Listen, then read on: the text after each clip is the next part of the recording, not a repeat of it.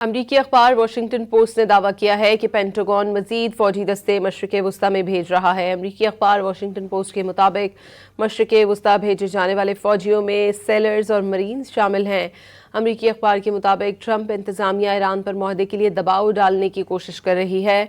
अगर जंग बंदी बरकरार नहीं रहती तो अमरीका की जानिब से इजाफी हमलों या ज़मीनी कार्रवाइयों के इम्कान पर गौर किया जा सकता है। अमरीकी अखबार वॉशिंगटन पोस्ट ने दावा किया है कि पेंटागन मजीद फौजी दस्ते मशरिक़ वस्ता में भेज रहा है। अमरीकी अखबार वॉशिंगटन पोस्ट के मुताबिक मशरिक़ वस्ता भेजे जाने वाले फौजियों में सेलर्स और मरीन्स शामिल हैं।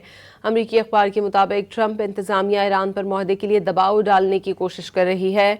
अगर जंग बंदी बरकरार नहीं रहती तो अमरीका की जानिब से इजाफी हमलों या ज़मीनी कार्रवाइयों के इम्कान पर गौर किया जा सकता है। अमरीकी अखबार वॉशिंगटन पोस्ट ने दावा किया है कि पेंटागन मजीद फौजी दस्ते मशरिक़ वस्ता में भेज रहा है। अमरीकी अखबार वॉशिंगटन पोस्ट के मुताबिक मशरिक़ वस्ता भेजे जाने वाले फौजियों में सेलर्स और मरीन्स शामिल हैं।